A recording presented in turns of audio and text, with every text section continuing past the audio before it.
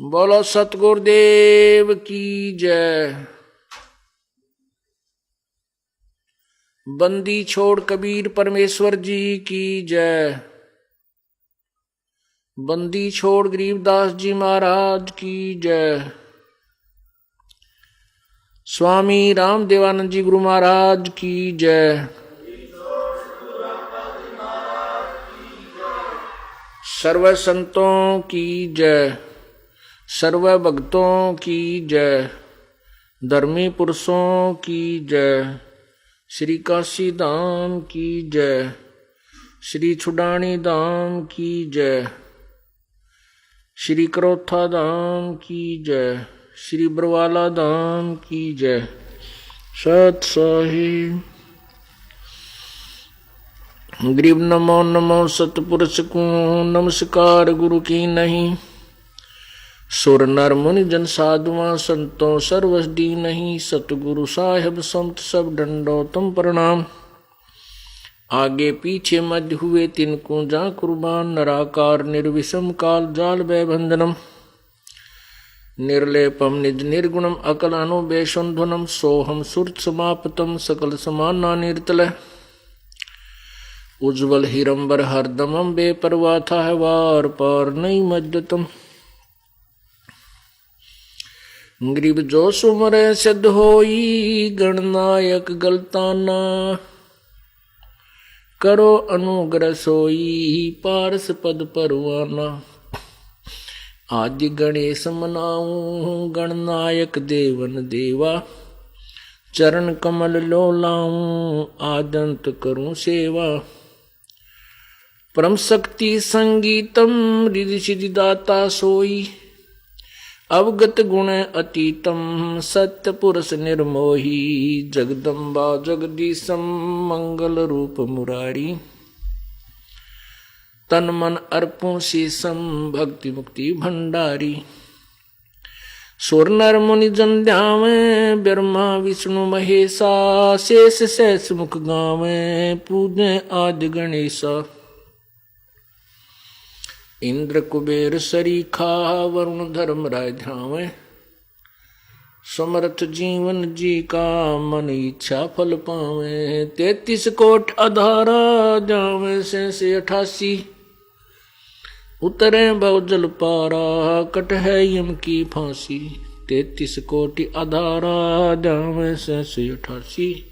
उतरे भव जल पारा कट है यम की फांसी। सत साहिब कर जोरूं विनती करूं। धरूं चरण पर शीश। गुरु राम देवानंद जी महाराज ने दियो नाम बख्शीश। कोटि कोटि सिजदा करूं। कोटि कोटि प्रणाम।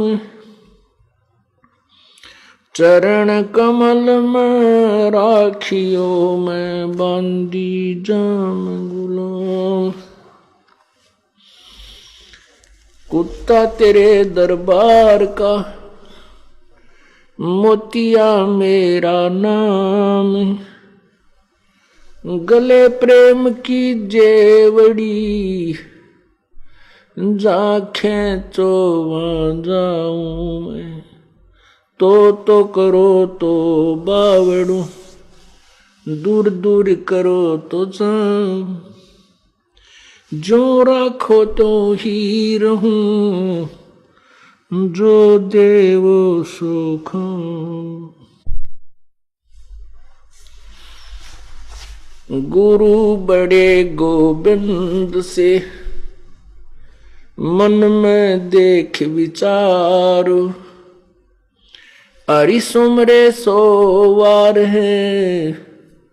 गुरु सुमरे हुए पार। गुरु गोविंद दोनों खड़े काके लागू पाए। बलिहारी गुरु अपना जिन गोविंद दियो मिलाए। जय इब कै सतगुरु मिले, सब दुख आँखों रोए। चरणों ऊपर शीस धरूं, कहूँ जो कहनी हो। कबीर गुरु जी मिलेंगे, पूछेंगे कुशलात। आद्य अंत की सब कहूँ, अपने दिल की बात। गुरु जी तुम ना भूलियो,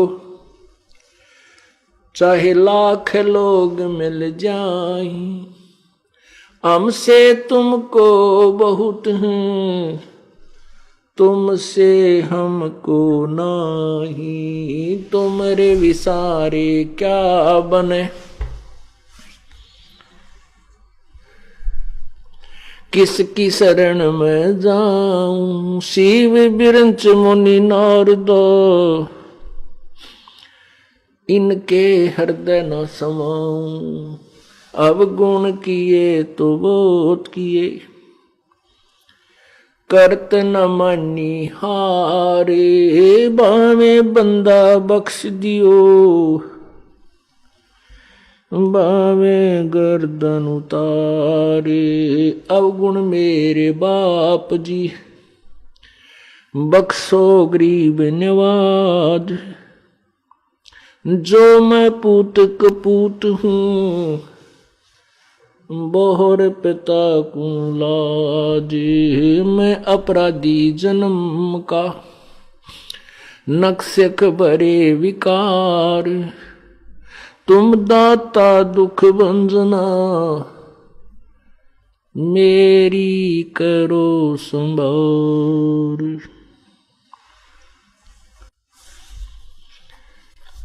परम पिता परमात्मा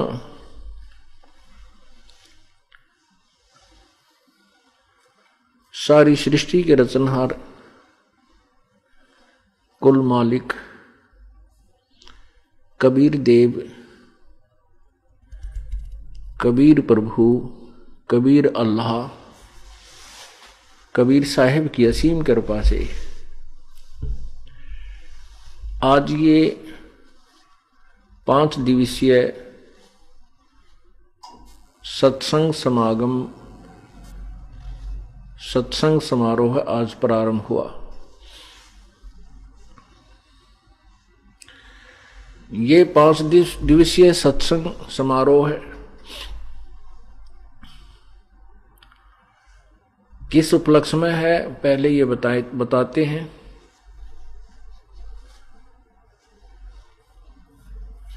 ये सत्संग जो अब आपको सुनाने जा रहे हैं, ये वो अमर कथा है जो तत्व ज्ञान रूपी उलझी हुई गुत्थी को सुलझाती है।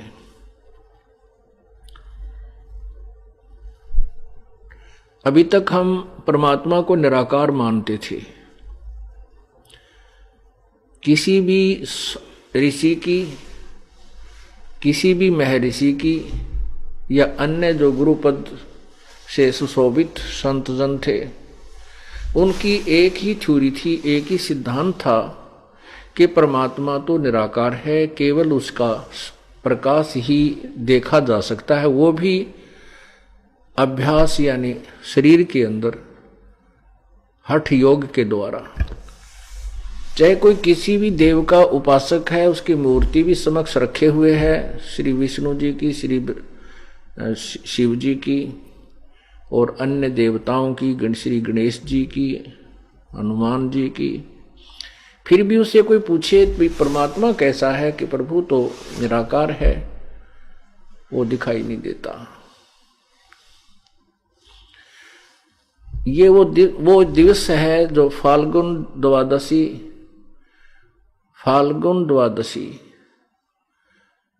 सन 1727 विक्रमी संवत सन 1784, जिस दिन परमात्मा जिसे हम निराकार कहा करते थे, वो निराकार नहीं है, वो साकार है, निराकार है, मनुष्य जैसे शरीर, मानव जैसे शरीर में है। वो परमात्मा हरियाणा प्रदेश के वर्तमान जिला झज्जर गांव छुडानी के अंदर एक नला नामक खेत है, क्षेत्र है, खेत, जिसमें उस नला नामक खेत में प्रकट हुए थे अपने सतलोक से, जहां वो विराजमान है प्रभु, जहां बैठकर पूरे विश्व को कंट्रोल कर रहे हैं, असंख्य ब्रह्मांडों को जो संचालित कर रहे हैं, वो परमात्मा स्वयं यहां आकर प्रकट हुए थे अपने उसी शरीर में। उसके ऊपर हल्के तेज पुंज का एक अन्य ओवरकोट डाल लेते हैं, क्योंकि परमात्मा का शरीर बहुत तेजों में है। करोड़ सूर्य मिला दे, करोड़ चंद्रमा मिला दे, दोनों की मिली जुली रोशनी का प्रकाश भी उस परमेश्वर के एक रोमकूप के प्रकाश से भी न्यून है, कम है। तो यदि वो सह शरीर आ जाए तो हमें कुछ ना दिखाई दे, हमारी आंखें एकदम उस प्रकाश को देखते ही बंद हो जाए, हम परमात्मा के शरीर को नहीं देख सकते। परमात्मा का वो शरीर, वो वास्तव स्वरूप दिव्य दृष्टि से देखा जाता है। इन आंखों से, चरम दृष्टि से वो नहीं देखा जा सकता। इसलिए परमात्मा अपने उस तेजोमय शरीर के ऊपर अन्य ओवरकोट, भद्रा वस्त्रा समन्या, कबीर नीवचनानी, कबीर परमात्मा अपने उस पहले वास्तविक शरीर के ऊपर एक ओवरकोट टाइप अन्य वस्त्र, समन्या भद्रा वस्त्र, हल्के तेज पुंज का अन्य वस्त्र पहन के, यानी और चोला ओवरकोट पहन करके यहाँ प्रकट होते हैं। उसमें अपने निवचनानी अर्थात लोकोक्तियों के माध्यम से अपने तत्व ज्ञान को समझाते हैं और अपनी प्यारी आत्माओं को इस काल के जाल से सुलझाते हैं। इसी उद्देश्य से परमात्मा सन 1727 में विक्रमी संवत 1784 में गांव छुडानी, जिला झज्जर, हरियाणा प्रांत, भारतवर्ष के अंदर प्रकट हुए थे। वैसे तो परमात्मा का सर्व ब्रह्मांड उसी के हैं, पूरी पृथ्वी उसी की है। परमात्मा के लिए कोई सीमा नहीं है, वो कोई जाति मजहब से जुट नहीं, सीमित नहीं है। वो केवल अपनी आत्माओं को देखते हैं जिनके अंदर पूर्व जन्म के संस्कार होते हैं। जिनके अंदर पूर्व जन्म के नहीं है तो वर्तमान में वो अपनी समर्थता से उनके अंदर भक्ति प्रवेश करते हैं और फिर उनको भक्ति योग्य बनाते हैं। इसी उद्देश्य से वो परमात्मा पूर्ण ब्रह्म इस पृथ्वी पर आते हैं, काल के लोक में आते हैं। इससे पहले भी परमात्मा आते रहे हैं, जिनके विशेष प्रमाण प्रत्येक युग में आते हुआ है। जैसे सतयुग में सत्सुकृत नाम से परमेश्वर आए थे, ऐसे ही एक बालक रूप धारण किया था, फिर वो बड़े हुए थे। तो उस समय के ऋषि महर्षियों को उन्होंने के ज्ञान के छक्के छुड़ा दिए थे, लेकिन उन ऋषियों महर्षियों ने मानवश, अभिमानवश परमात्मा की समृत वाणी को, यथार्थ ज्ञान को स्वीकार नहीं किया था। केवल चंद एक कुछ एक व्यक्ति पुण्यात्माओं ने परमात्मा की वाणी को माना था, जिनको उन्होंने पार किया। इसी प्रकार वह परमेश्वर पूर्ण ब्रह्म, असंख्य ब्रह्मांड का स्वामी, त्रेता युग में मुनिंदर ऋषि नाम से प्रसिद्ध हुए थे। ऐसे उन्होंने एक बालक रूप धारण किया था। एक निसंतान दंपति, एक ऋषि की पति और पत्नी, वो उसको उठा ले गए थे। परमात्मा ने फिर बड़ा होकर के धीरे धीरे अपनी लीला करते हुए, जैसे वो बड़े होने की लीला की, तो 5 साल की आयु से ही, बल्कि और छोटी आयु से ही परमात्मा ने अपने ये अमृत वचन, अमर वाणी, तत्व ज्ञान प्रचार करना प्रारंभ कर दिया था। उस समय भी इन मान के भूखों ने, जो महिमा के भूखे लोग थे, उन्होंने परमात्मा के यथार्थ ज्ञान को ना स्वीकार किया, ना जनता तक जाने दिया। परमात्मा ऐसे ही द्वापर युग में एक नवजात शिशु रूप में प्रकट हुए थे और फिर धीरे धीरे बड़े हुए, तो अपनी लीला करते हुए, वैसे तो उनका छोटा बड़ा कुछ नहीं है, वो तो लीला करने के लिए एक मानव सदृश जीवन जीकर जाते हैं। उन्होंने एक ऐसा अपना नियम बना हुआ है। उस दौरान उन्होंने बहुत सी आत्माओं को समझाया, लेकिन कुछ एक आत्माएं ही सुलझ पाई। और उस समय भी ये अभिमानी लोगों ने, ऋषि महर्षि, नकली ऋषि महर्षियों ने परमात्मा की अमृतवाणी को स्वीकार नहीं किया और न ही उसे जनता तक जाने दिया। सत्य को, असत्य के ऊपर ही उन्होंने अपना पूरा टारगेट रखा, उस लोक वेद को ही जनता तक पहुंचाते रहे। उसी पर लोगों ने विश्वास किया, भक्तों ने, श्रद्धालुओं ने, कि ऋषि महर्षि विद्वान पुरुष हैं, ये संस्कृत भाषा को जानते हैं और वेदों के ज्ञाता होंगे। इस दृष्टिकोण से उनकी वाणी को हमने स्वीकार किया, परमात्मा के वचनों को हमने रिजेक्ट कर दिया, क्योंकि हम शिक्षित नहीं थे। इसी प्रकार परमात्मा इस कलयुग में भी सन 1398 संवत 1455 ज्येष्ठ पूर्णमासी को सोमवार के दिन एक लहर तारा तालाब के अंदर कमल के फूल पर प्रकट हुए थे। वहां से उनको एक निसंतान दंपत्ति, जुलाहा दंपत्ति उठा ले गए थे और परमात्मा धीरे धीरे बड़े हुए तो 5 वर्ष की आयु से ही अपने इस तत्व ज्ञान को प्रचार करना प्रारंभ कर दिया था। ऋषि महर्षियों के उन्होंने छक्के छुड़ा दिए थे, लेकिन इस अभिमान के भूखों ने स्वार्थवश अपनी रोजी रोटी के चक्कर में उन नकली ऋषि महर्षियों ने और इन झूठे गुरुओं ने परमेश्वर के उस तत्व ज्ञान को स्वीकार नहीं किया। परमात्मा प्रत्येक युग में आते हैं, अपना अमृत ज्ञान सिंपल लैंग्वेज में, लोकोक्तियों के माध्यम से, कविताओं के माध्यम से, श्लोक दोहों के माध्यम से प्रचार करते हैं और लिपिबद्ध भी कर जाते हैं। इसी प्रकार परमात्मा जो प्रकट हुए थे काशी में, बनारस में, कलयुग के अंदर, उस समय भी उन्होंने अपने समृद्ध ज्ञान का प्रचार किया था। 5 वर्ष की आयु से ही उन्होंने बड़े बड़े महर्षियों को हरा दिया था, ज्ञान के सामने फीके पड़ गए थे। एकाध पुण्यात्मा ने उनके तत्व ज्ञान को स्वीकार किया, जैसे रामानंद जी। बाकी अन्य ऋषि महर्षियों ने को बहुत कम नहीं स्वीकार किया।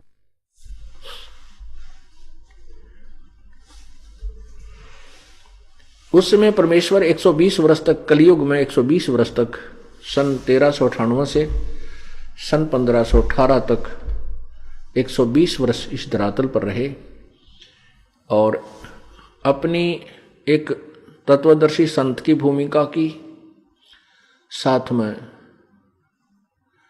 एक भक्त के क्या लक्षण होने चाहिए, क्या गुण होने चाहिए, एक सच्चे भक्त यानी हंस की भी भूमिका उन्होंने की, सतगुरु की भूमिका की। और साथ में परमात्मा तो वो हैं ही, क्योंकि सबके संचालक हैं, उनके वचन से सब कुछ ये ब्रह्मांड चल रहे हैं।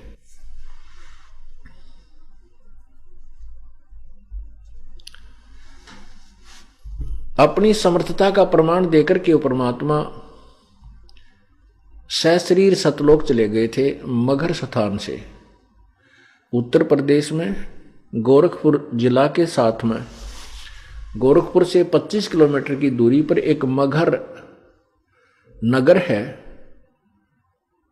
मगहर नगर छोटा सा कस्बा टाइप है। वहां से परमात्मा सशरीर सतलोक गए थे और कई हजारों की संख्या में वहां दर्शक विद्यमान थे, उपस्थित थे और सशरीर परमात्मा आए थे। एक बालक का रूप धारण किया था। तो ये लीलाएं हैं उस परमेश्वर की। परमात्मा ऐसी ही लीलाएं किया करता है, तभी उसको भगवान कहते हैं, प्रभु कहते हैं, स्वामी कहते हैं, मालिक कहते हैं और परमेश्वर कहते हैं।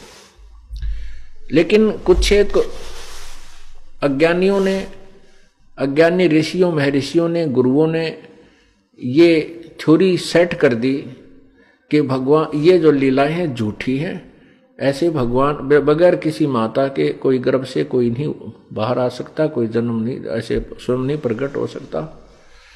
तो बहुत सा समाज इस बात पर आधारित हो चुका है कि बिल्कुल ठीक है, क्योंकि श्री राम माता से उत्पन्न हुए, श्री कृष्ण माँ से उत्पन्न हुए, जितने भी हम जिनको भगवान की संज्ञा में गिनते हैं सभी माँ से उत्पन्न हुए।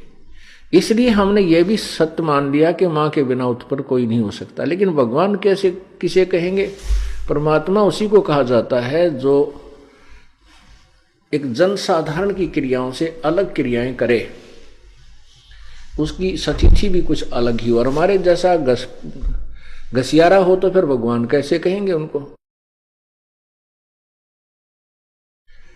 वो परमात्मा 120 वर्ष बनारस में रहे कलयुग में, उसके बाद सहस्री सतलोक चले गए थे। सन 1518 में सहस्री चले गए थे और सन 1727 में 209 वर्ष के बाद यहाँ छुडानी गांव के अंदर सन 1727 में संवत 1784 में सहस्रीर यहां प्रकट हुए थे। फाल्गुन की द्वादशी, फाल्गुन उतरते की फाल्गुन सुदी द्वादशी को परमात्मा सहस्रीर आए थे। उस समय अपनी प्यारी आत्मा 10 वर्षीय बालक गरीबदास जी महाराज को उन्होंने बोध कराया था, तत्व ज्ञान दिया था, उपदेश दिया था, नाम दिया था। और फिर यहां से सतलोक लेकर गए थे। उनकी आत्मा, उनके अंदर एक सूक्ष्म शरीर है स्थूल शरीर के ऊपर, और सूक्ष्म शरीर के अंदर प्राणी जब तक ये दूसरे शरीर में प्रवेश नहीं होता किसी अन्य प्राणी के में, तब तक इसकी स्थिति इस मनुष्य जैसी ही रहती है। मानव सदृश शरीर होता है, लेकिन ये आकार में ये सूक्ष्म शरीर होता है, इसका आकार घट बढ़ता रहता है स्थान अनुसार। ये चाहे छोटा भी कर सकता है, बड़ा भी हो सकता है उसमें। तो उस सूक्ष्म शरीर को लेकर के परमात्मा उस आत्मा को सतलोक लेकर गए। सूक्ष्म शरीर में आत्मा 21 ब्रह्मांड तक, 7 संग ब्रह्मांड तक सूक्ष्म शरीर में रहती है। उसके बाद भौर गुफा में जाकर के सूक्ष्म शरीर समाप्त हो जाता है, छोड़ दिया जाता है, और उसे आगे केवल हंस रूप, वहां जो आत्मा का स्वरूप है, हंस रूप है, वो भी मनुष्य जैसा ही है, नराकार है, लेकिन उसका प्रकाश में बहुत तेजों में शरीर है, जिसके उस तेजों में शरीर के ऊपर ये 4-5 आवरण काल ने डाल रखे हैं। स्थूल शरीर, सूक्ष्म शरीर, कारण, महाकारण, कैवल्य, ये 5 कवर डाल के उस तेज को इसने छुपा रखा है, ये बाहर नहीं दिखता। वहां जाकर के केवल एक शरीर, तेजों में शरीर रह जाता है, और मनुष्य जैसा ही शरीर है वहां आत्माओं का। परमात्मा भी हमारे ही उनिहार है, हमारे ही स्वरूप है। तो वहां उस आत्मा को सतलोक लेकर गए थे, वहां से पूरी स्थिति समझाई थी। अब मैं आपको गरीबदास साहिब जी को कैसे परमात्मा मिले बहुत अच्छी तरह डिटेल से बताऊंगा। उसके बाद आंखों देखा हाल गरीबदास साहिब ने अपने अमृतवाणी में वर्णन किया, लिपिबद्ध करवाया, जो आज आपके समक्ष प्रचार किया जाता है, उसके माध्यम से आपको समझाया जाता है। संत गरीबदास जी, इनका मूल गांव जो है करौथा था, जहां अपना आश्रम है, जो अब वर्तमान में वो जो अपना करौथा आश्रम है, वहां उनका मूल गांव था। और छुडानी में गरीबदास जी के नानका था। गरीबदास जी महाराज के मामा जी नहीं थे, नाना जी की जमीन बहुत थी, वो किसान परिवार में जन्मे थे। उनके जमीन 2500 बीघा अर्थात 1375 एकड़ जमीन अकेले उनके नाना जी श्री शिवदयाल जी के थी। और शिवदयाल जी के कोई पुत्र नहीं था, इसलिए शिवदयाल जी ने अपने दामाद श्री बलराम जी करौथा निवासी को वहां पर घर जमाई रख लिया था। गरीबदास जी का जन्म वहां छुडानी गांव में 12 वर्ष शादी के उपरांत हुआ था। वहां जाने के बाद 12 वर्ष के बाद गरीबदास जी का जन्म हुआ था।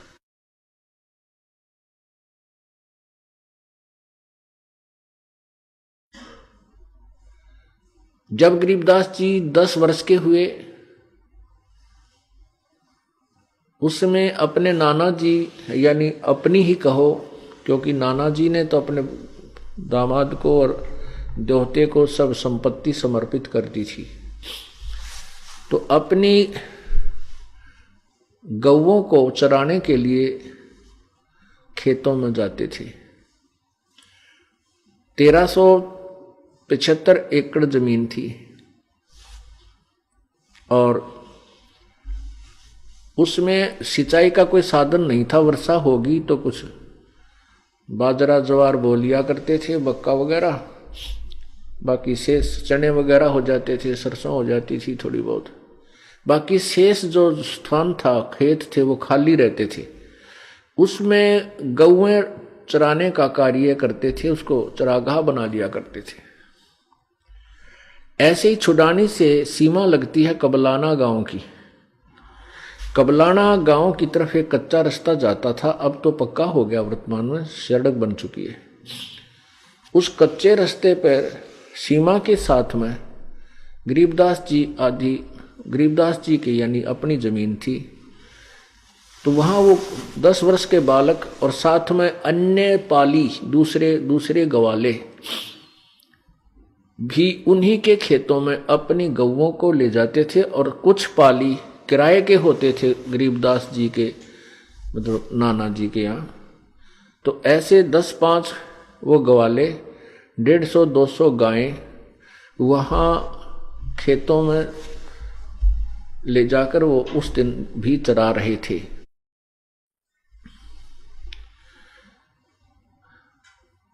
यही फाल्गुन द्वादशी का दिन, जो कि अब 8 मार्च को रविवार को आ रहा है, उस दिन गरीबदास जी वहाँ और साथ अन्य जो पाली थे बड़े बड़े उम्र के, वो भी सभी वहाँ अपने गौओं को चरा रहे थे। और दोपहर के जैसे 10-11 बजे इस समय से अपना बच्चों ने खाना खुना था वो खा लिया था। उसी समय परमेश्वर पूर्ण ब्रह्म सत्य पुरुष अविनाशी प्रभु, जो गीता जी अध्याय नंबर 15 के श्लोक नंबर 16 और 17 में 3 परमात्माओं का वर्णन किया है, प्रभुओं का, क्षर पुरुष अक्षर पुरुष।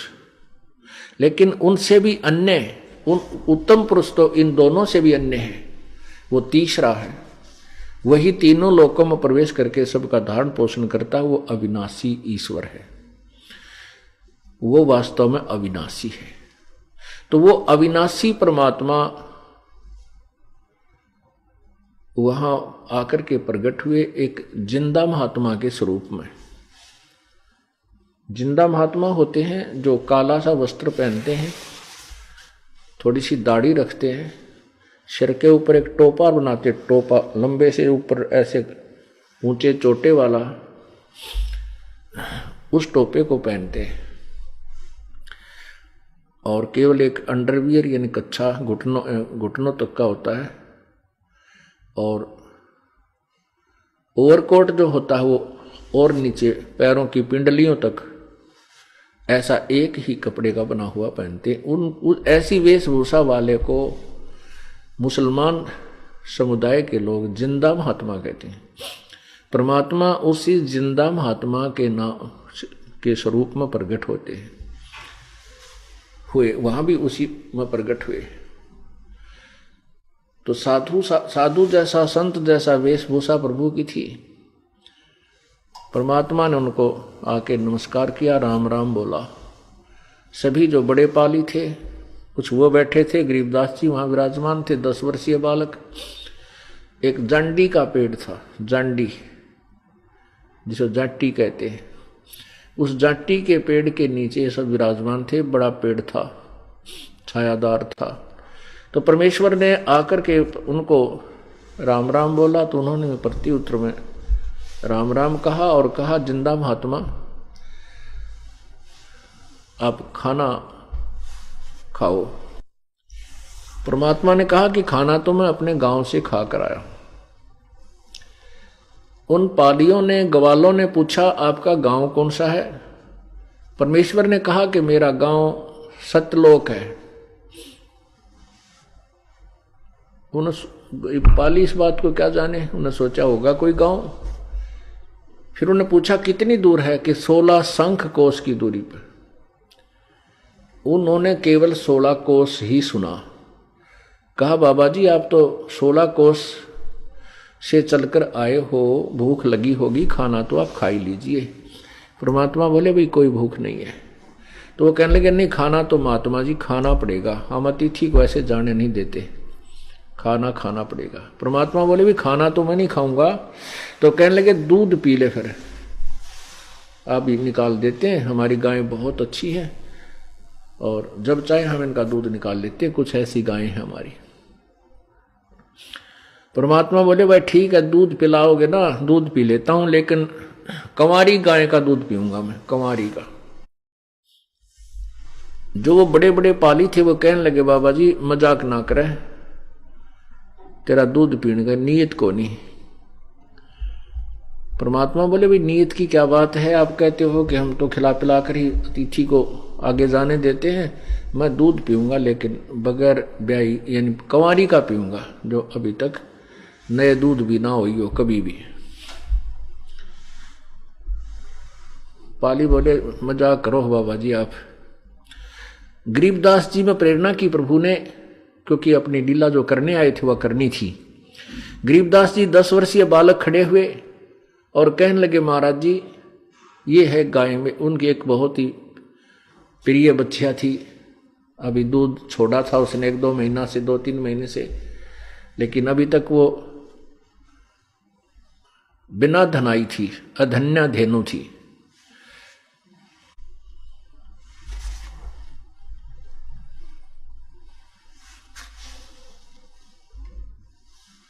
कहने लगे बाबा जी ये इनात इसके बच्चा है, ये कंवारी बछिया कैसे दूध देवेगी? परमात्मा ने कहा कि तुम जो पात्र लाए हो ये जल का, या इसको धो कर साफ करो, इसको पानी को लेट दो। ये जो तुमने लस्सी पीने का जो ला रखा है छोटा मटका, इसको साफ कर लो। साफ कर, कहने लगे जी साफ कर रखा हमने, रोटी खा ली, कि इसको गाय के नीचे, इस बछिया के सतन, इसकी ओड़ी के नीचे रख दे, लोटी का नीचे कर लो, ऐसे जैसे धार निकाला करें, जैसे दूध निकालते समय बाल्टी नीचे रखा करें, ऐसे कहने पकड़ ले इसने। अब गरीबदास जी बालक थे, जैसे संत जी कहते गए देखो जी ले पकड़ लिया, दूध तो ना आया इसमें, देखियो कहाँ है दूध? परमात्मा बोले अभी आता है। परमात्मा ने उस बछिया के, कबीर परमेश्वर ने बछिया की कमर पे एक थपकी लगाई। थपकी लगाते ही थन लंबे लंबे हो गए वो सतन गौ माता के, और अपने आप दूध उनसे निकलना शुरू हो गया। और वो पात्र भरते ही बंद हो गया। दूध तो बंद हो गया, लेकिन वो थन, वो सतन ज्यों के त्यों लंबे लंबे रह गए, जैसे ब्याई हुई बच्चा दिया हुआ गौ के होते हैं, ताकि ये प्रमाण रहे, आने वाले लोग झूठ ना समझें। जो आप दर्शक बनकर आएंगे, ये देखने आएंगे कौन सी गाय थी। तो गरीबदास जी उस पात्र को लेकर के, जहां कबीर जी परमेश्वर जी विराजमान हो गए थे, जाकर फिर अपने उसी आसन पर जहां पर वो बैठे वार्ता कर रहे थे, उनको जाकर कहा कि ले बाबा जी पी लो दूध। ये तो आपका ही चमत्कार है। परमेश्वर ने आधा दूध पिया, कुछ दूध पिया और शेष उनको कहा, ले भाई बच्चों तुम भी पी लो, ये प्रसाद है भगवान का।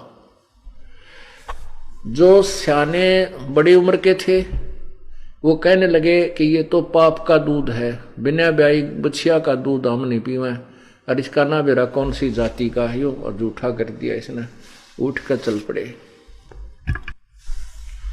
कहते हैं सकल पदार्थ है जग माही, और कर्महीन नर पावत नाही।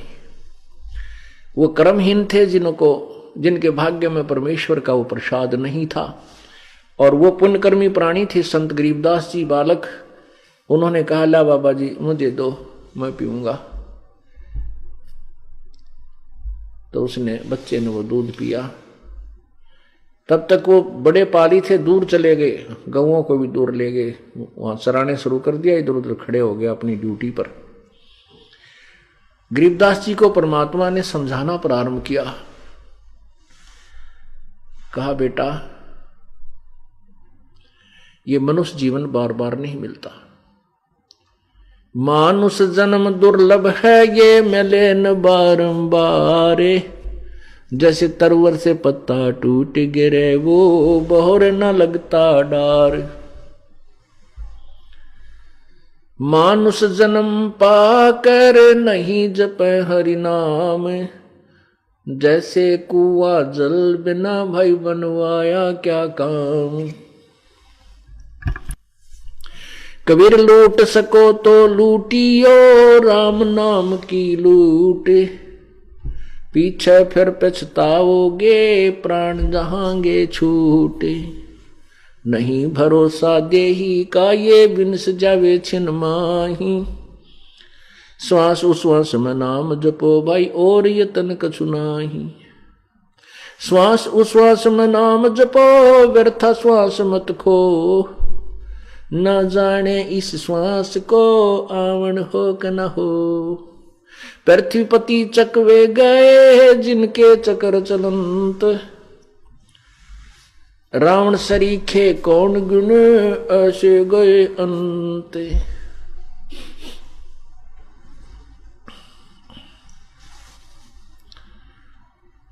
इस प्रकार उन्होंने परमात्मा ने अपने पाने की और विधि आवश्यकता बताई, और मनुष्य जीवन किस लिए तुम्हें मिला है, बहुत ही अच्छे ढंग से उस पुण्य आत्मा गरीबदास जी को समझाया। उस प्यारी आत्मा में ऐसी प्रेरणा हुई, ऐसा वैराग जागया, चरण पकड़ दिए, प्रभु आपने जो ज्ञान बताया मैंने जिंदगी में अभी तक नहीं सुना। क्योंकि सभी लोग धार्मिक अवश्य थे, और घर वाले भी वैसे भी जैसी पूजाओं का उनको पता था करते थे, और राम कृष्ण से ऊपर कोई प्रभु को नहीं मानते थे। ऐसे ही हम अपने परंपरागत ज्ञान को सुन करके वहीं पर उसी पर आधारित रहते थे। तो गरीबदास जी ने उसी आधार से काफी प्रश्नोत्तरी की। गरीबदास कबीर साहब ने उस प्यारी आत्मा को बहुत अच्छी तरह अपना ज्ञान समझाया। बताया कि ब्रह्मा तुम किसकी पूजा करते हो, गरीबदास जी से पूछा। गरीबदास जी ने कहा, प्रभु हम भगवान शिव की पूजा करते हैं, भगवान श्री कृष्ण राम की पूजा करते हैं। परमात्मा ने कहा, ये राम और कृष्ण ये पूर्ण परमात्मा नहीं है, ये इनसे ऊपर एक इनका पिता है जो ब्रह्म है, जिसको काल कहते हैं। वो 21 ब्रह्मांड का स्वामी है, और काल से ब्रह्म से ऊपर पर ब्रह्म है, वो 7 संख ब्रह्मांड का स्वामी है। इन सबके ऊपर पूर्ण परमात्मा कोई और है भाई, और मैं उसी का संदेशा लेकर आया हूं, क्योंकि अपनी महिमा प्रभु आप ही बताते हैं।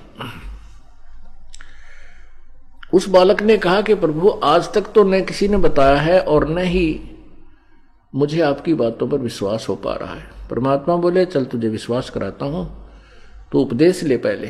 परमात्मा ने उसको प्रथम मंत्र दिया और कहा, इसका जाप कर।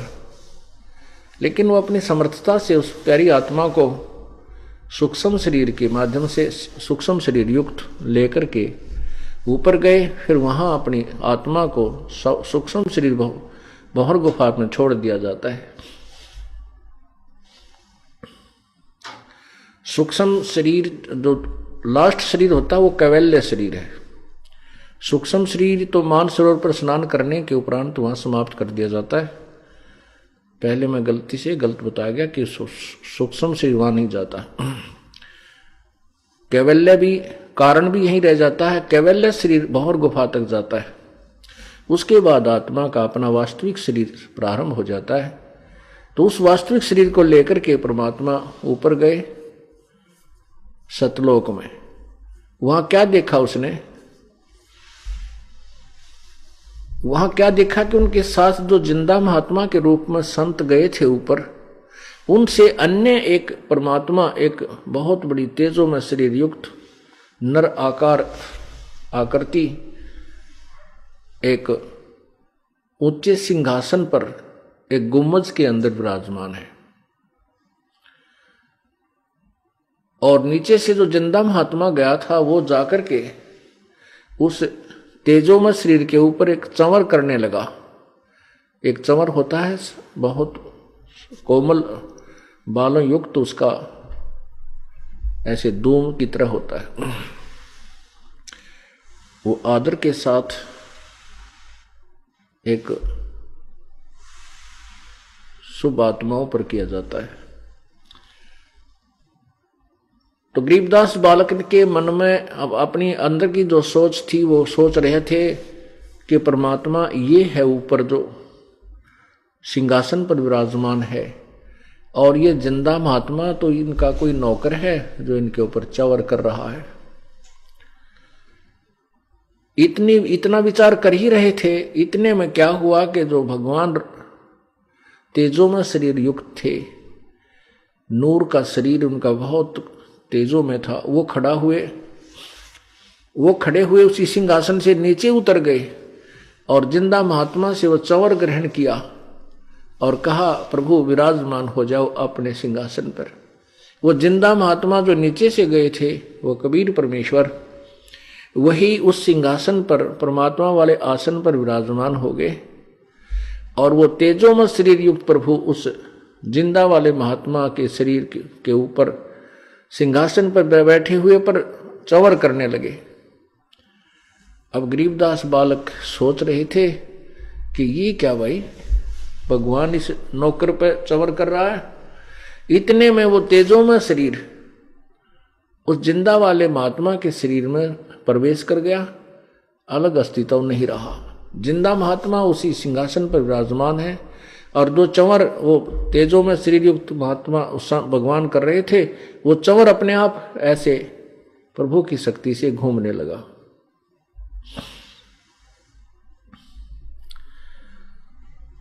तब गरीबदास जी को विश्वास हुआ, हो ये तो भगवान ये ही है, मुझे तो परमात्मा ही मिल गए। तब गरीबदास साहिब ने कहा कि प्रभु अब मुझे वापस मत भेजो, ये तो बहुत आनंदमय लोक है, यहाँ तो सुख ही सुख है प्रभु, बड़ी आत्मा आनंद हो रहा है। परमात्मा बोले, बेटा ऐसे नहीं रख सकते, यहाँ पर आप नीचे जाइए और मैंने तुझे जो मंत्र दिया है, फिर आपको सत्यनाम दूंगा, फिर सारनाम दूंगा, तेरा उद्धार करूंगा। जो मैंने तुझे उपदेश दिया है इसका जाप कीजिए, काल के ऋण से मुक्त हुई ओजिए, फिर मैं तुझे आप लेकर आऊंगा। तब कबीर परमेश्वर वही जिंदा वाला स्वरूप फिर उनके साथ, और नीचे आकर के उन्होंने फिर सभी ब्रह्मांडों को दिखाया। ये काल का 21वां ब्रह्मांड है जहां पर तपस्या के ऊपर 1 लाख जीवों को रोज खाता है, प्रतिदिन आहार करता है। मानव शरीरधारी प्राणियों को यहां भून कर खाता है। वो तपस्या दिखाई, वो काल दिखा के देख वो बैठा। ये वो ज्योति निरंजन, ये ब्रह्म है जो ब्रह्म नाम से प्रसिद्ध है इसके ब्रह्मांडों में। ये वो ब्रह्म सामने बैठा ही साकार है। ओछा माथा बिल्कुल छोटा सा माथा है और लंबे लंबे 2 बड़े दांत हैं इसके, और पीछे बाल बड़े हैं, आगे से कुछ गंजा है। इस रूप को देख करके गरीबदास जी कहने लगे ये है यहाँ का भगवान, कि ये है ब्रह्मा विष्णु महेश का पिता। इसको श्राप लगा हुआ, इसने सतलोक में एक नालायकी कर दी थी, जिस कारण से इसको श्राप लगा है 1 लाख मानव शरीरधारी प्राणियों को का आहार करने का, 1.25 लाख उत्पत्ति करने का। अपने इस साप के को से स्थापित होकर के ये 1 लाख मानव शरीरधारी प्राणियों के आहार करने के लिए इसने अपने तीनों पुत्रों को उत्पत्ति, सतिथि और संहार की ड्यूटी दे रखी है। उनको ये सच्चाई नहीं बताता, उनके सामने भी नहीं जाता। वो भी समाधि लगा लगा कर इसको देखना चाहते हैं, लेकिन उस प्रकार की साधना से वो सिद्धि युक्त हो जाते हैं, उसका तप बन जाता है, तब से उनको वहाँ का राजा बना देता है और सिद्धियाँ दे करके वहाँ के सब कार्य ये उन्हीं से करवाता है। फिर जब वो शक्तिहीन भक्तिहीन हो जाते हैं तो उनको 84 लाख योनियों में उन अपने पुत्रों को भी डाल देता। उनने की तो कहना ही क्या है।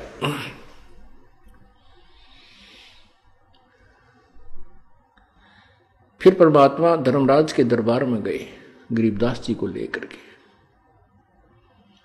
वहां जब धर्मराज यहाँ का जो न्यायाधीश है उसके दरबार में पहुंचे तो धर्मराज ने जो चीफ जस्टिस ऑफ काल, इस काल का जो चीफ जस्टिस है, ब्रह्मा विष्णु से महेश के सामने भी वो कुर्सी त्याग कर खड़ा नहीं हो सकता होता।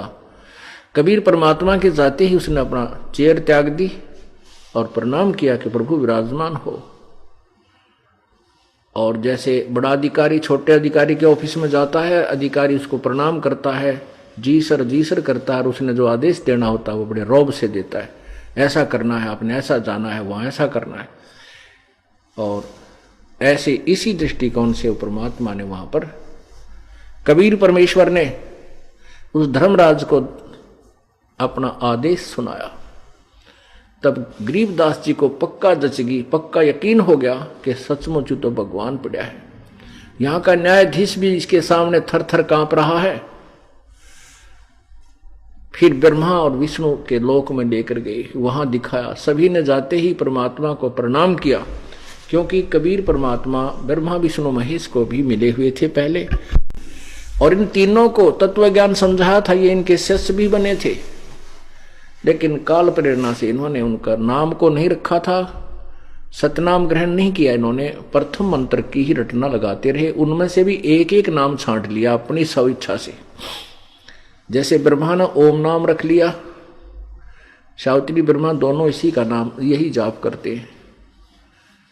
और हरियम जाप विष्णु ने ले लिया, और सोहम जाप शंकर और पार्वती ने, विष्णु और लक्ष्मी ने हरियम जाप। ऐसे इन सबको समझाना चाहता, परंतु ये लोग न समझ सके। फिर भी ये परमात्मा है, श्रेष्ठ आत्मा है, अच्छी आत्मा है ब्रह्मा विष्णु महेश। जब भी वहां परमात्मा जाते हैं संत रूप में तो उनका आदर अब भी करते हैं।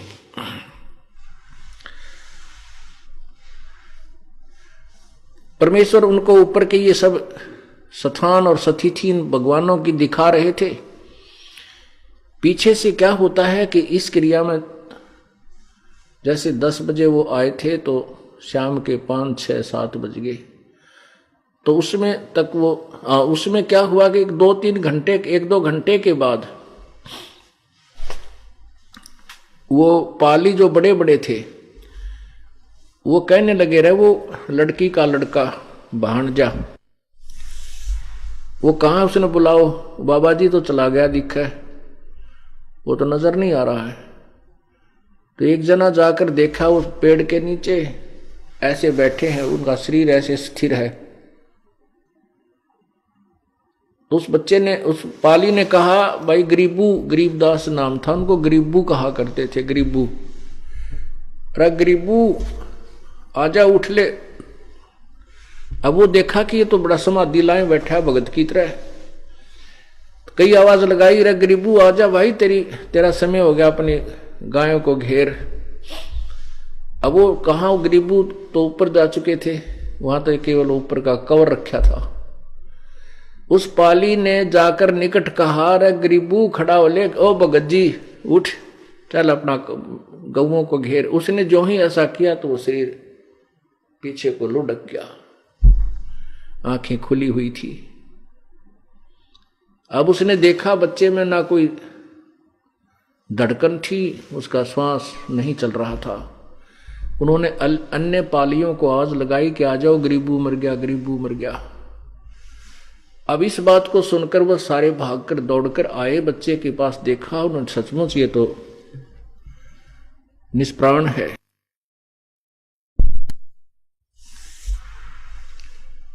अब वो बहुत दुखी हुए, उनके मन में बहुत कुछ बातें आई कि हमारी बहन का एक ही पुत्र हुआ था, ये भी 12 वर्ष के बाद, और अब उनको पता चलेगा कि तुम्हारा इकलौता तुम्हारा पुत्र मर गया, तो वो टक्कर मार कर मर जाओगे। गरीबदास जी के एक भाई और था, लेकिन वो बिल्कुल मेंटल था, उससे बड़ा था। उसके फिर बाद में गरीबदास जी हुए थे। तो इस प्रकार उस दूसरे इस लड़के, वो तो मरे जैसा था ही था, इसकी मृत्यु के ऊपर बहुत दुख व्यक्त करेंगे, उन्होंने पालियों ने ऐसा विचार लगाया। और वो बहुत ही दुखग्रस्त हुए, चिंतित हुए, अभी बात बिगड़ गई। तो उन्होंने कहा भी 1-2 जना गांव में जाओ और सूचना दो, अभी तो बताना ही पड़ेगा। तो गांव में 2 पाली भाग कर गए। वहां से 1.5 किलोमीटर की दूरी पर गांव स्थित है। वहां उस स्थान पर अब यादगार भी बनाई हुई है कि यहाँ कबीर परमात्मा आए थे, गरीबदास जी को दर्शन दिया था, उस पर पूरा विवरण लिखा हुआ है। गांव में दौड़कर गए, उन्होंने जाकर जो ही बताया, छोटा सा गांव था, 30-40 घर थे। एकदम सभी को एक बहुत ज्यादा दुख हुआ, क्योंकि एक बहुत बड़े जमींदार का पुत्र, एक ही पुत्र था, यानी दूसरा तो कंडम था, और उसी की मृत्यु हो जाए। माता पिता ने सुना तो दोनों बेहोश हो गए, अचेत हो गए अपने बेटे की मृत्यु सुनकर। गांव के कुछ लोग इकट्ठे हुए और फिर वो उस खेत की तरफ प्रस्थान किया। वहां से बच्चे के शव को ले आए गांव में। शाम के समय फिर उसका अंतिम संस्कार करने के लिए शमशान घाट पर उठा ले गए। सूर्य अस्त होते होते उनका अंतिम संस्कार करना था। चिता बना दी, बच्चे के शव को उसके ऊपर रख दिया। हाहाकार मची हुई थी। इतने में परमेश्वर ने कहा कि जा बेटा, तेरे शरीर को खराब करने वाले हैं वो लोग, वापस जा, अब गुणगान कर मेरे दिल खोल कर, मैं तेरे साथ रहूंगा।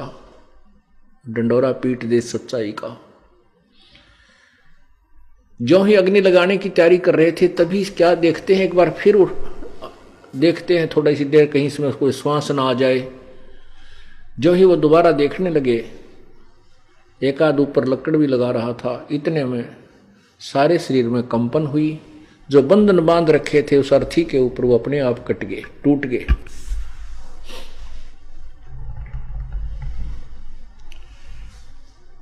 और गरीबदास जी के शरीर में जब हरकत देखी तो एकदम खुशी की लहर होगी, और उनको नीचे उतार लिया बच्चे को।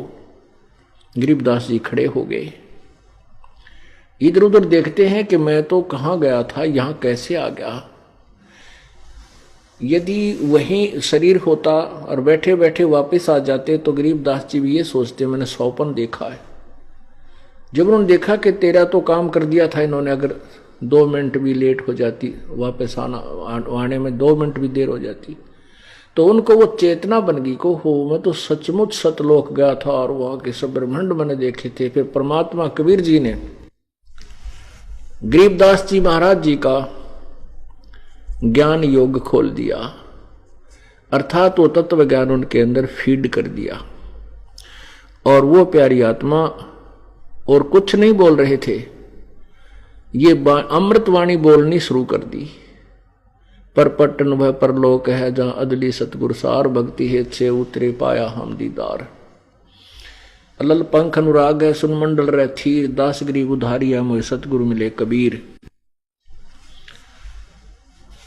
फिर उनको ये ज्ञान हुआ और ये अमृतवाणी बोला करते थे। मन तू सुख से चल रे सुख के सागर, जहाँ शब्द से तू सिंदूरत नागर। सबको ऐसे सुनाते थे। कोटि जन्म तन भर मत हो गे, कुछ ना हाथ लग्या रे, कुकर शुकर खरबया बोरे, कौआ हंस बुगारे। कोटि जन्म तू राजा की, ना मिटी न मन की आशा, भिक्षुक होकर दर दर घूम्या, मिला न निर्गुण रासा। इंद्र कुबेर ईश की पदवी, ब्रह्मा वरुण द्रुम राया, विश्वनाथ के पुर को जाके फिर भी उल्टा आया। असंग जन्म तन मरता हो गे, जीवित क्यों ना मरे रे, द्वादश मद मैल मठ बोरे, बहुर ना दे धरे रे। दोजक भस्त सभी तैं देखे, राजपाट के रसिया, तीन लोग से तरपत नाही, ये मन भोगी खसिया। सतगुरु मिले तो इच्छा मेटे, पद मिल पदे समाना, चल हंसा उस लोक पठाऊं, जो आदि अमर अस्थान। चार मुक्ति जा चप्पी करती, माया होरी दासी, दास गरीब अभय पद पर से, मिले राम अविनाशी।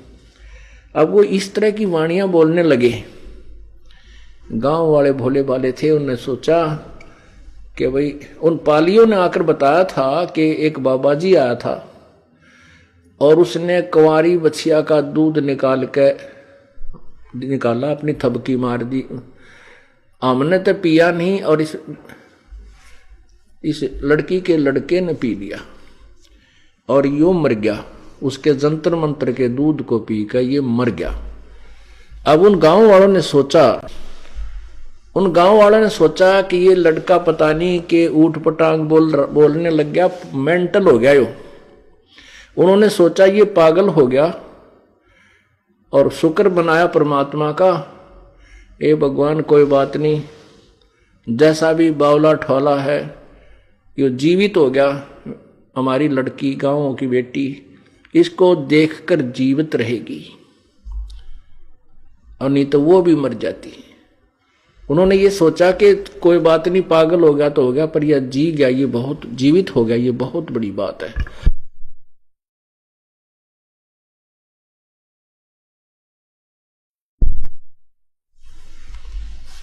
और बेटी रानी जो है, रानी नाम था उनका, ये जीवित रहेगी अपने बेटे को देख करके। अब उन भोली आत्माओं को पता नहीं था, और उस बच्चे को बावड़िया कहने लगे, मेंटल पागल। वो बोले अमृतवाणी सतलोक की, जिसमें 4 वेद, 18 पुराण, 11 उपनिषद, महाभारत, रामायण, सब का समावेश, और वेदों से भी ऊपर का ज्ञान। और वो अनजान लोग कहेंगे तो मेंटल हो गया, पागल है, तो उसका नाम बावड़िया, गरीबू बावड़िया, ऐसे बावड़िया कहने लगे उन्हें, पागल बौड़ा कहने लगे, बौड़ा।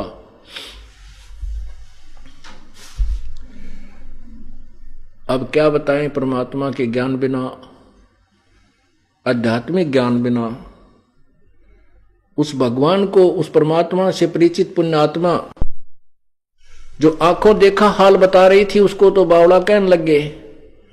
और जो अनाड़ी, जो कति कहें का ज्ञान नहीं, उनको महर्षि, उनके ऊपर पंडित जी, बड़े गुरु जी, वाह ये तो महापुरुष पड़े हैं, उन गांव के गोरा धूना ला के सुल्फे पाड़ा ने, उनको वो संत मानते रहे। और जो परमात्मा से परिचित आत्मा थी, उनको नेग्लेक्ट कर दिया। उस अज्ञान के आधार पर जो वो अज्ञानी गुरु और ऋषि हमें बताया करते